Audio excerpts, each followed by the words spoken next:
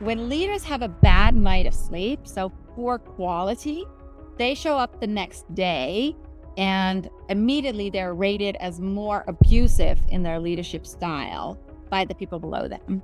Interesting. So we often think of leaders as being either good or bad, abusive or not, and it is highly correlated with the quality of sleep that leaders have. And we see the same thing for individuals who doesn't have good sleep. They start to behave less ethically.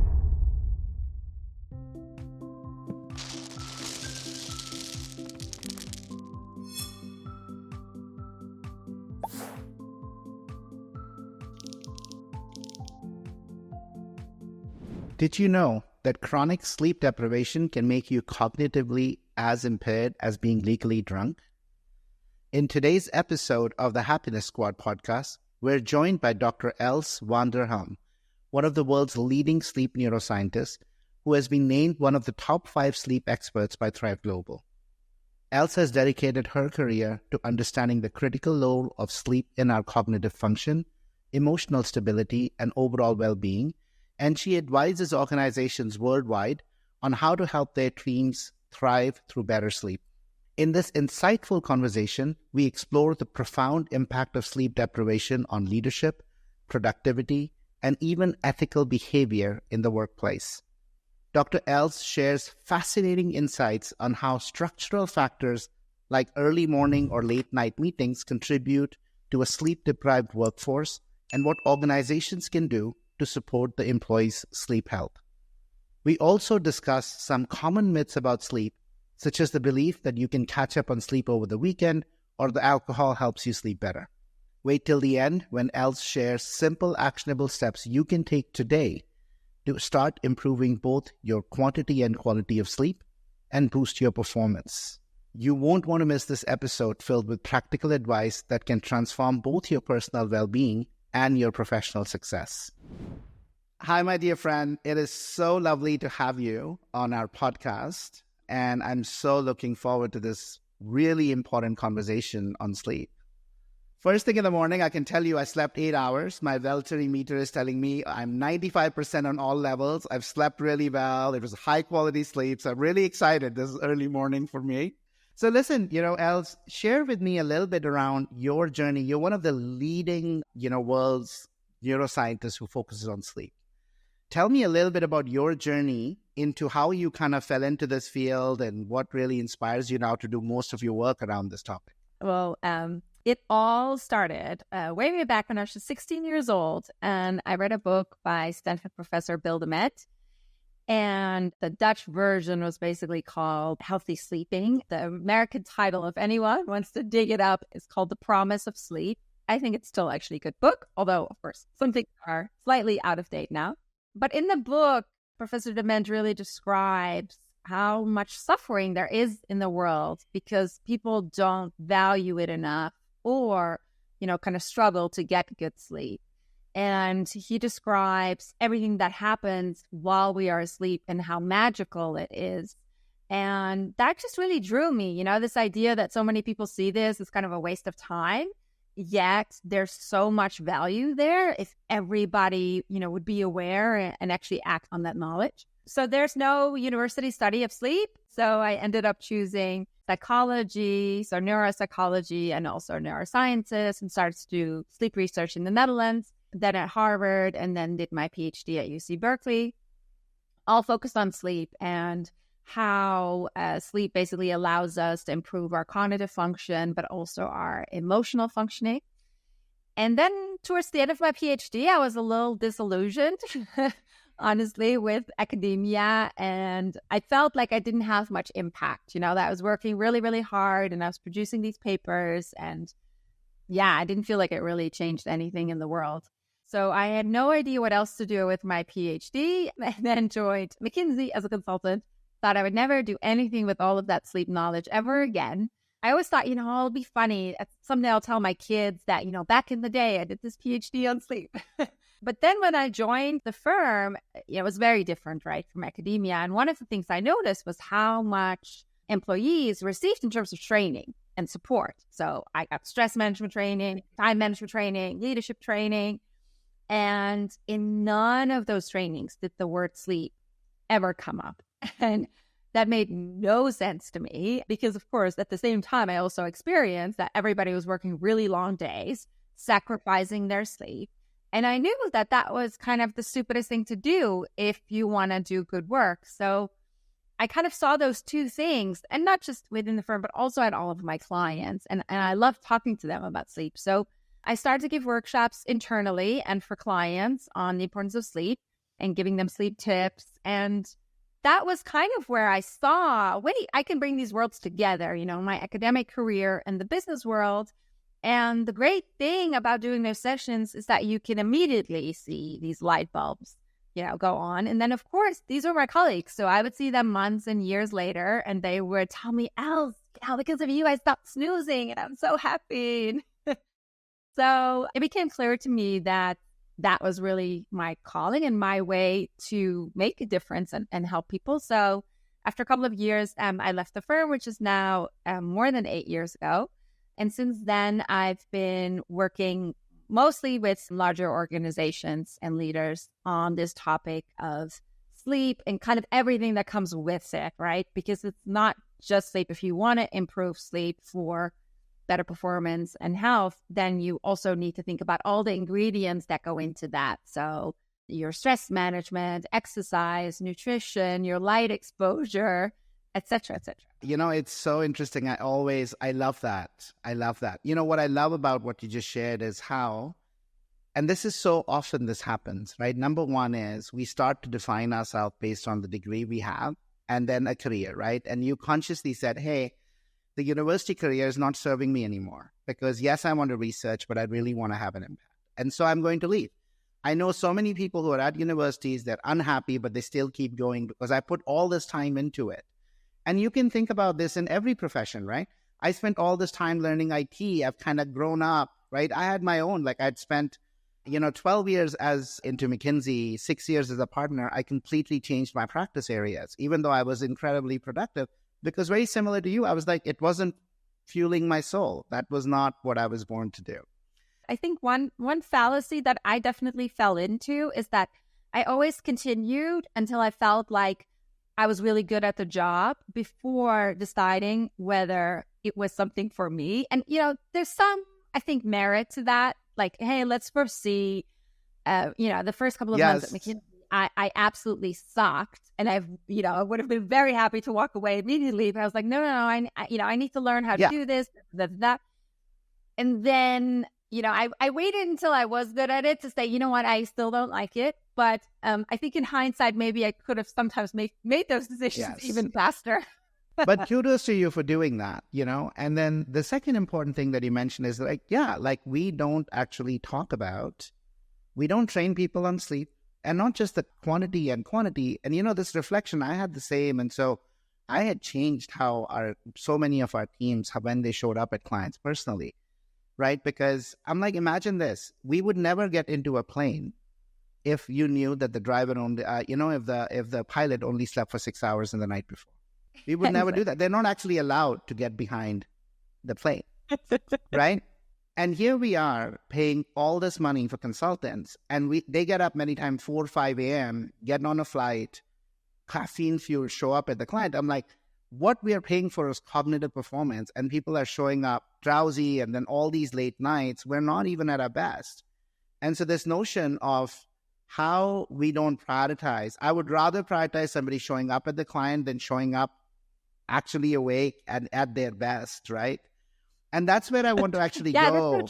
I want to go there. Talk to us a little bit else around why is sleep so important? And especially not just for our health, but more importantly in this world where most of our work is cognitive.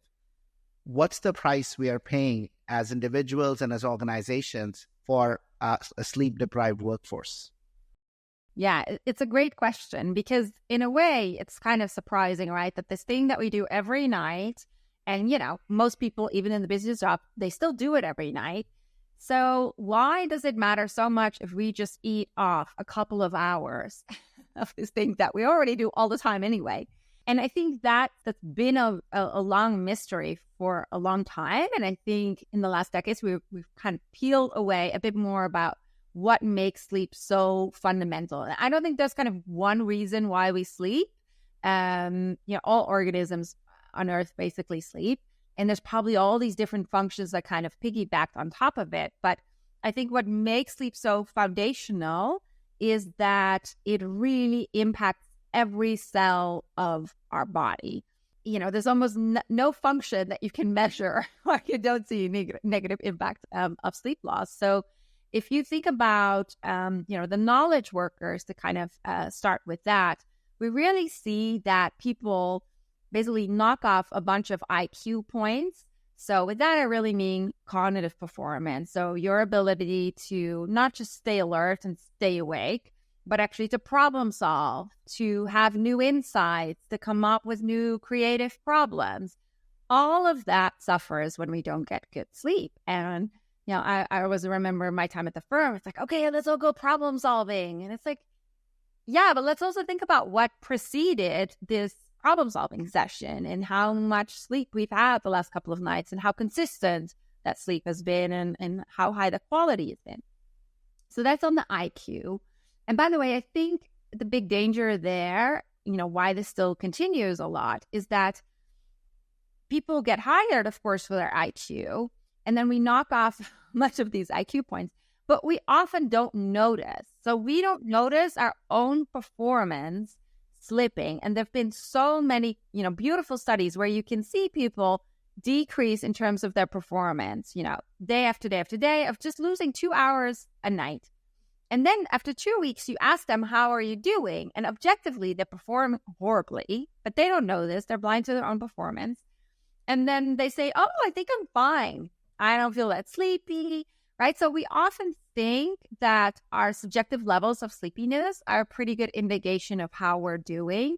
But in reality, that's not a good indication at all. So I think that's a bit this fallacy that we think we do fine and we think we come up with pretty good solutions. But in reality, they could have been, 20 or 40% better. Yeah. In fact, it's interesting, right? It's so true, actually. It's just on this cognitive side, right? So I remember the study by Matthew Walker, which basically showed 10 days of 6 hours or less of sleep.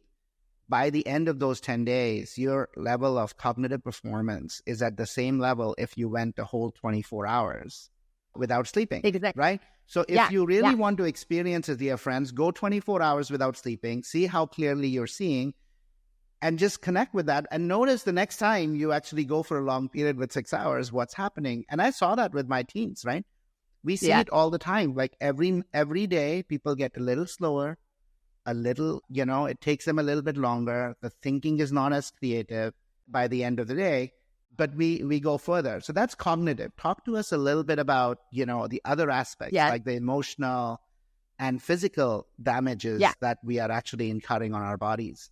Yeah, so to add to your experiment, I have a more fun way to experiment this. You could also just have 3.5 glasses of wine instead of staying up for 24 hours. Because basically, that's the level of impairment that you will get to. That's 0.08 in blood alcohol level. If anyone really wants to try this, right? Which really goes back to show, like, you would never show up drunk like that at work. In fact, you'd be fired. Yet, still very often we see people who work very long days and send emails at crazy times as ambitious and dedicated instead of, stupid and almost drunk in terms of their performance. Okay, but let's move on indeed. So it's IQ, but then we have EQ. So our ability to stay emotionally stable, this was a big chunk of my own PhD, where it's just really fascinating to look at this. So this happens both, after 24 hours of complete sleep deprivation, but my own study found that this is already slowly happening across a normal day of wakefulness, where we can see that people become much more emotionally reactive when they see negative stimuli. So we get much more sensitive to anything negative happening around us, and we get a more intense response. And if you look at the brain, we see that particularly the prefrontal cortex, though the part that, makes us smarter than most other animals, or maybe all other animals, allows us for planning, organization, but also inhibition. So what we see is that the prefrontal cortex inhibits our emotional center, the center that makes us want to fight, flight, or freeze. So when you get that nasty email, you kind of want to respond and type a really, curt response back. And then normally it's your prefrontal cortex that says, hey, let's reread this, calm down, let's count to 10. Is it really that bad? So really reappraise what's happening and kind of think of it in a different way. But that only happens when we're well rested, and kind of the best part of the day for that is in the morning. And then we basically see that degrade a bit as the day progresses, and particularly, of course, with sleep loss. So we are worse at managing our own emotions. But on top of that, we're also worse at interpreting people around us and their emotions and what sort of emotions they're experiencing and how intense their emotions are. And then the final part, so IQ, EQ, and then what I call SQ, or what's been called SQ, so social intelligence.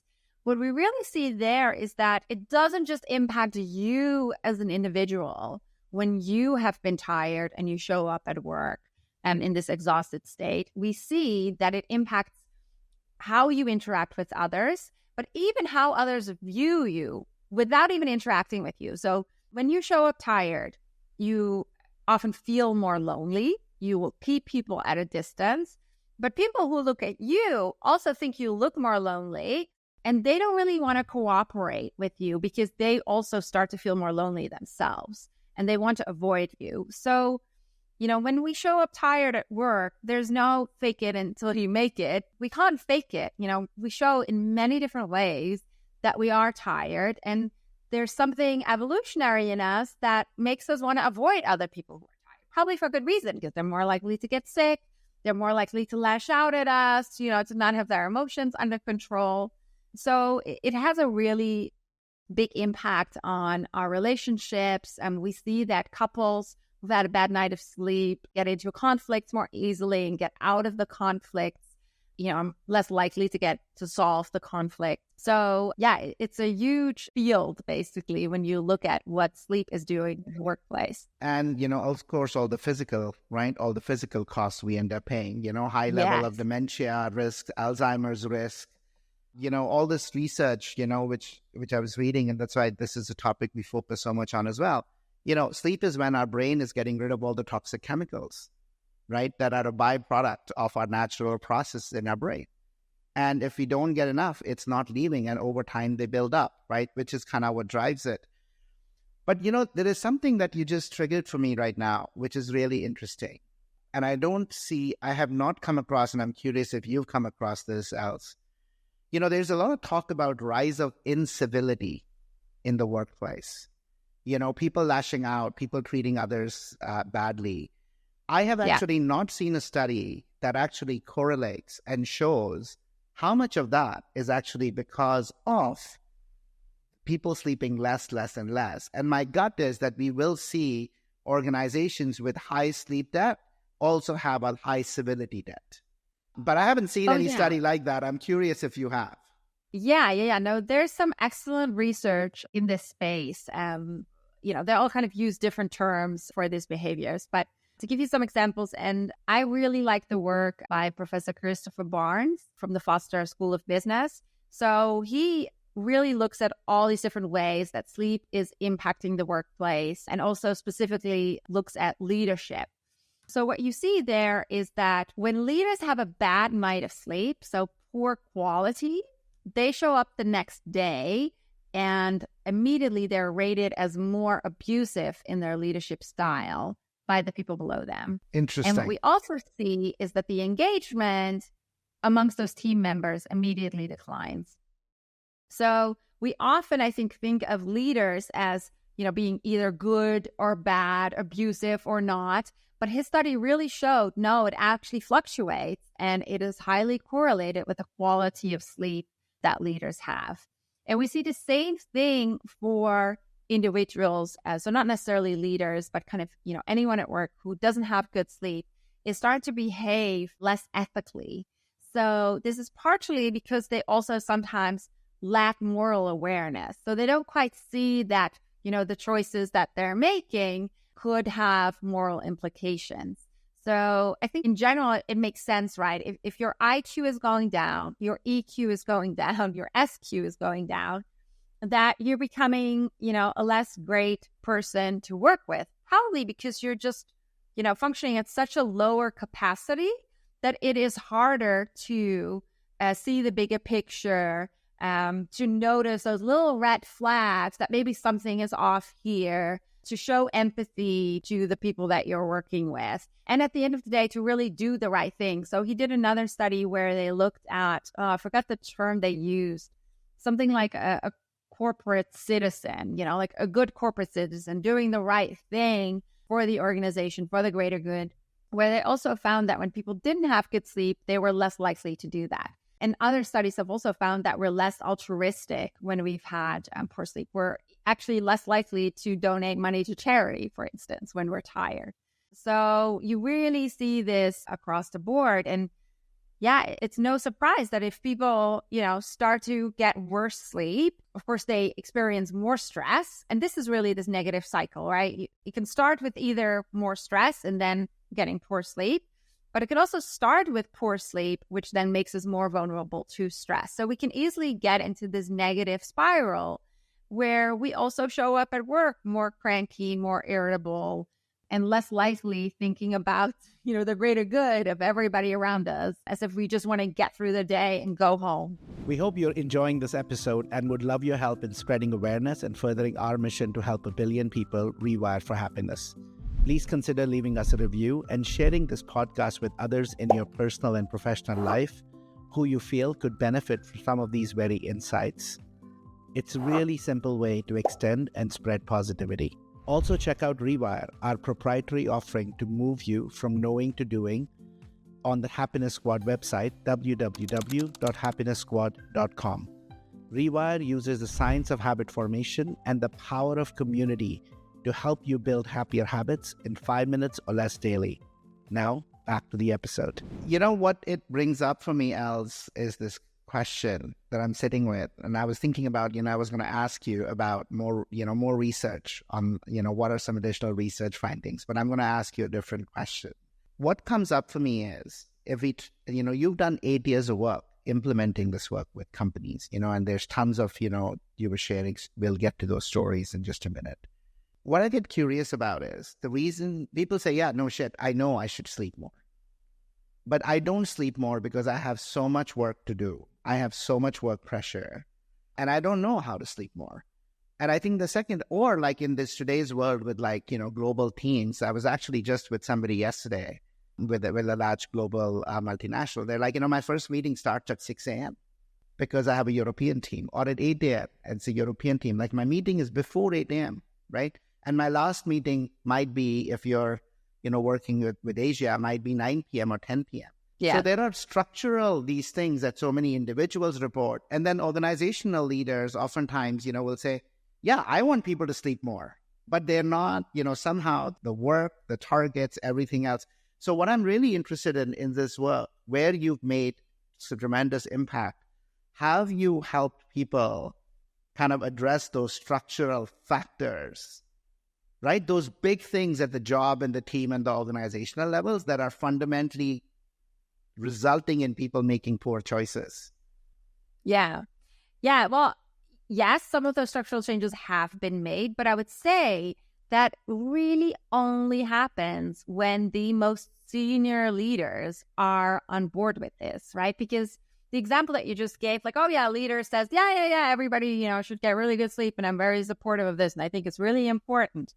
There's two ways of saying that. One, because you yourself have noticed what happens when you don't get good sleep. You've improved your sleep, and now you think, wow, it's like I've got the superpower, and I want everyone else to have the superpower, because I now know if everyone else doesn't get that, I'm going to be paying the price, right? So you really need to start seeing this not just as, okay, we could maybe have a little bit of upside, but, the business is more important. No, you should really see the other side, that the business is hurting as long as sleep isn't improved. And the examples that you just gave, I think, are very, very common, right? These calls at kind of all days of, or all hours of the day, without any regards to people's personal rhythm. So what we do with our clients is that we help them determine if they're a morning or an evening type, or kind of middle of the road.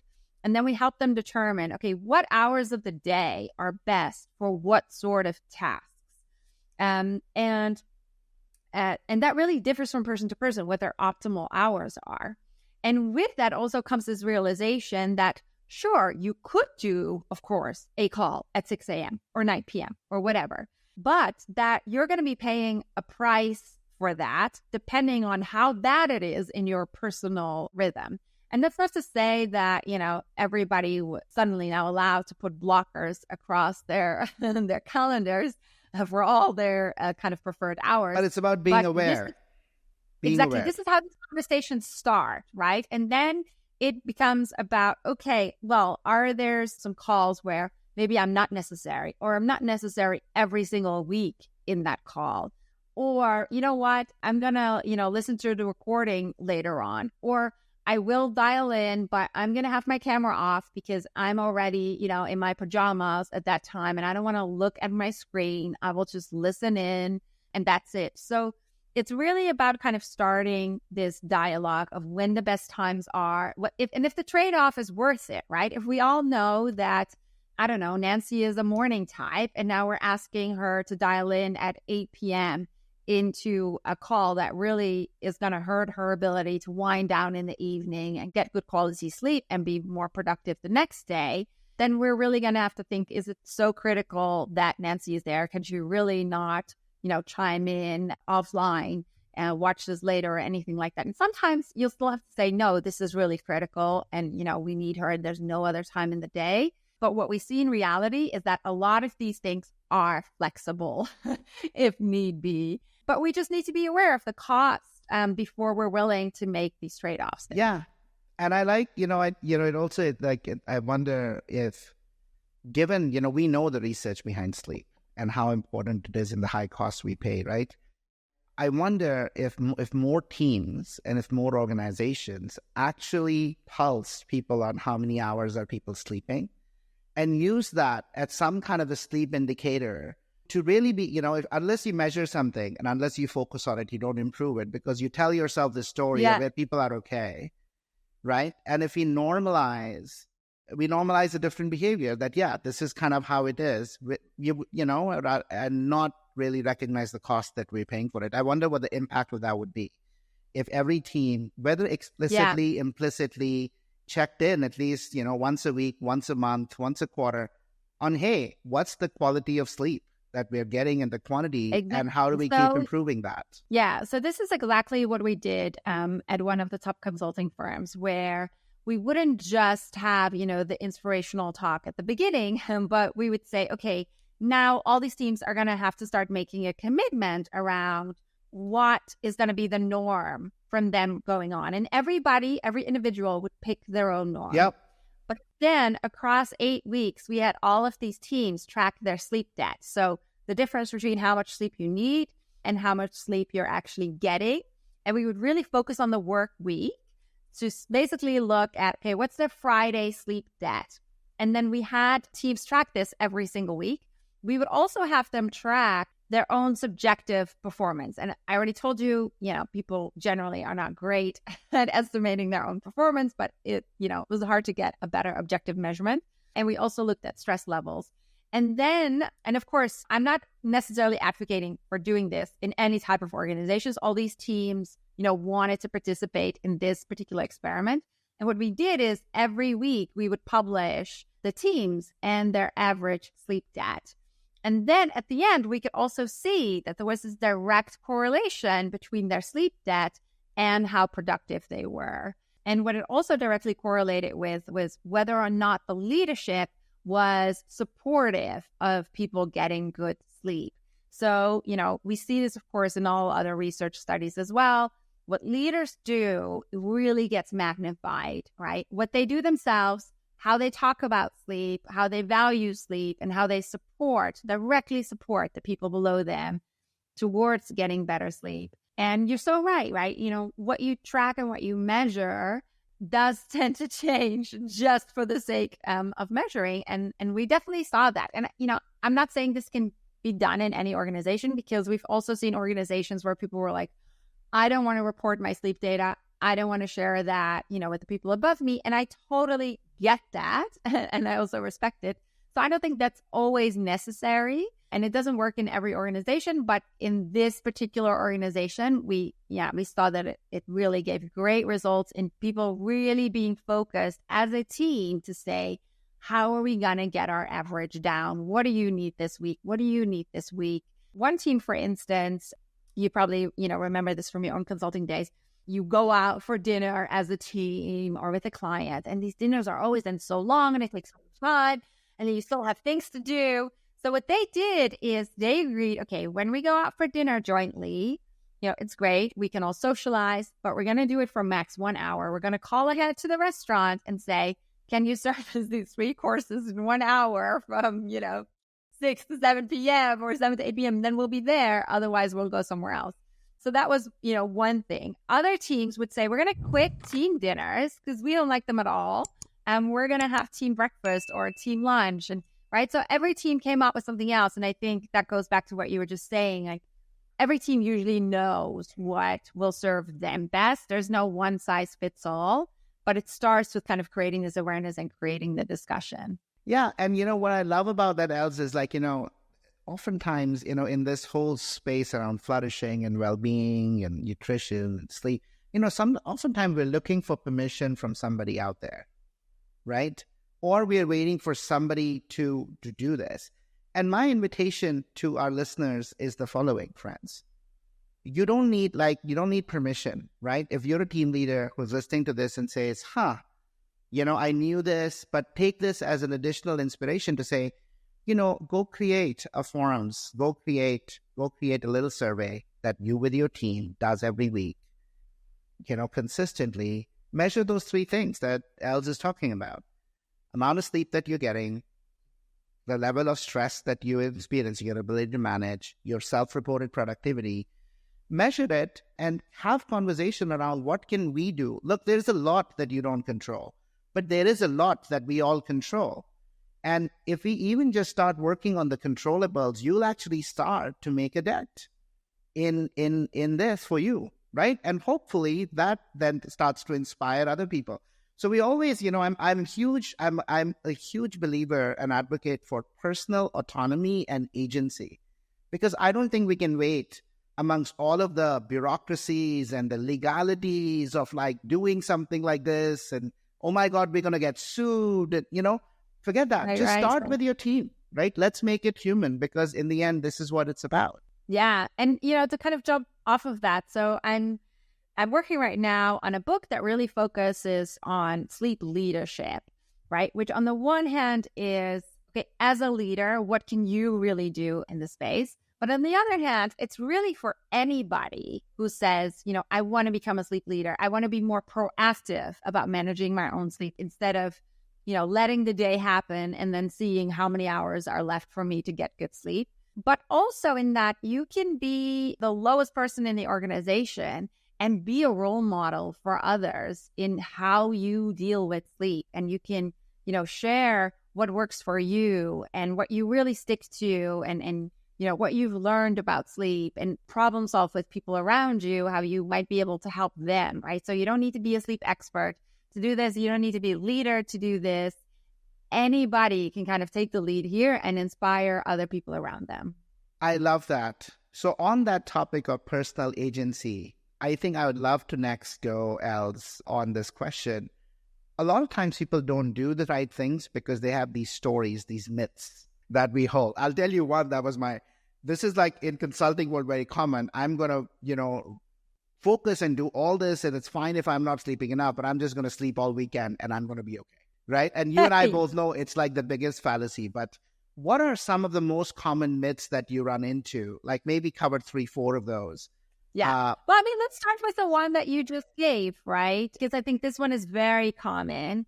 Let me get my work done during the week and then I will just catch up on the weekend.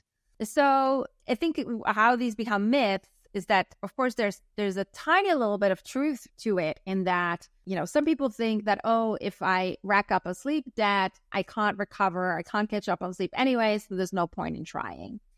That's not true, right? You should try to catch up on sleep. So preferably as soon as possible. So if you've had a bad night Tuesday night, then see if you can catch up Wednesday night or Thursday night instead of waiting until the weekend. But if the only option is for you to wait until the weekend, then please get more sleep on the weekend. But what most people do is sleep in the morning. Instead, what's more preferable is if you can go to bed a bit earlier, or two, if you can take a nap during the day. If neither of those are an option, then go for option 3, which is sleeping in the morning. And why that one is least preferable is that most of your deep sleep is in the first half of the night. So you're very unlikely to get more deep sleep by sleeping in the morning. And the other reason is that when you sleep in the morning, you're shifting your rhythm. So you're shifting your circadian rhythm. And then you can give yourself a social jet lag on the weekend, which is what a lot of people do. So you go to bed later on the weekend than you do during the week. You sleep in. And then, and I'm sure listeners will recognize this, Sunday night comes, you go to bed at your normal time, and you're wide awake and you can't fall asleep. And very often that then coincides with anxiety because you can't fall asleep. And then people think it's anxiety about their job, but it's actually that their body clock has shifted across the weekend and they're just not tired yet. So that's one slight danger of the sleeping in the morning. And hence, I'd rather have you go to bed earlier or take a nap. But definitely try to catch up on sleep. And the reason being is that we really build up the sleep debt. And our brain keeps track of about, the last 2 weeks of sleep debt. And what we see is that, chronic sleep deprivation, so not getting good sleep during the week, is much harder to recover from than acute sleep deprivation, which is, skipping an entire night or having one bad night.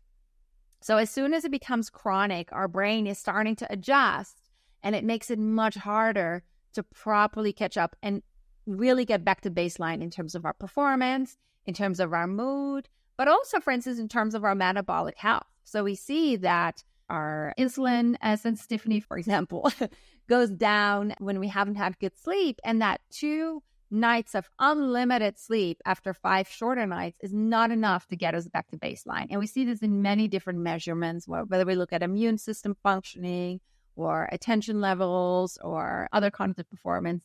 So I think the big myth there is that you can fully catch up with these 2 nights on the weekend, where in reality, I see that people, kind of go about it in a suboptimal way, but also that they are not back at baseline. Yeah, no, I love that. I lived into that fallacy for a long time, right? Not anymore.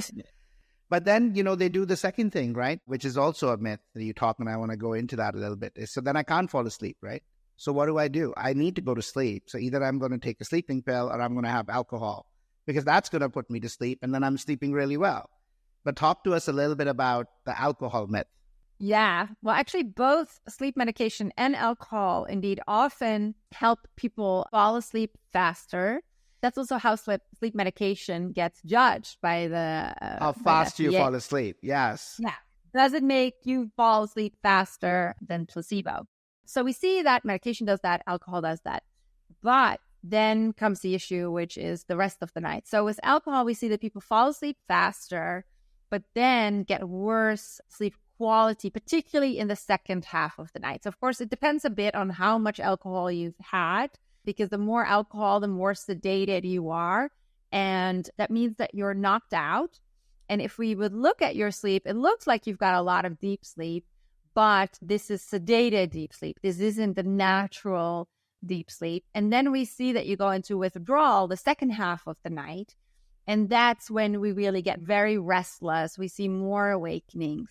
And in the first half of the night, your dream sleep gets suppressed, but then you get a REM rebound in the second half of the night.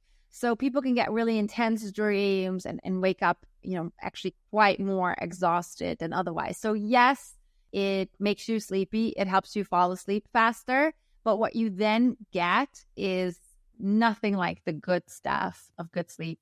And we see something very similar with sleep medication in that there is no sleep medication on the market that really mimics sleep, that can really give us all the benefits of sleep. So we can be unconscious, but being unconscious is very different from all the processes that happen during natural sleep. And I really want to stress here that if you have trouble falling asleep or staying asleep, during the night, that the best therapy is called cognitive behavioral therapy for insomnia, so CBTI. And I really urge you to either find a therapist trained in CBTI.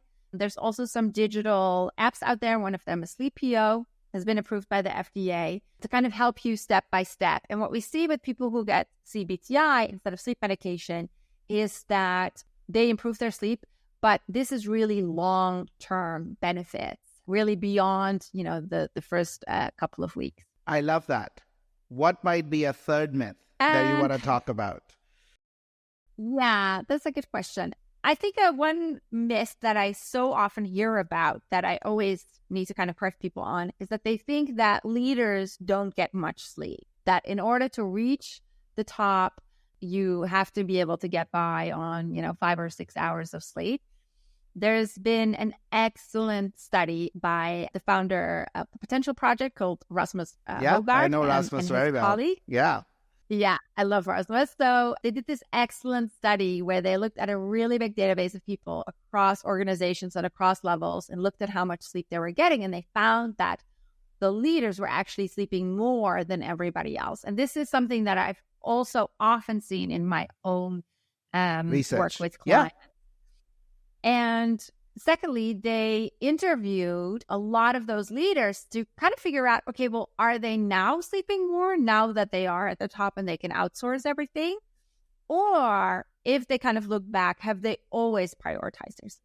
And they found in these interviews that it was the latter, that people really had always prioritized their sleep. So you can literally sleep your way to the top, basically. And also makes a lot of sense because you're not going to last throughout a career by always being sleep deprived and always kind of running behind everything else instead of, really being able to get to this peak performance that is needed to really, get promotion after promotion. Yeah. And I mean, it's another version of the classic if then else game, right?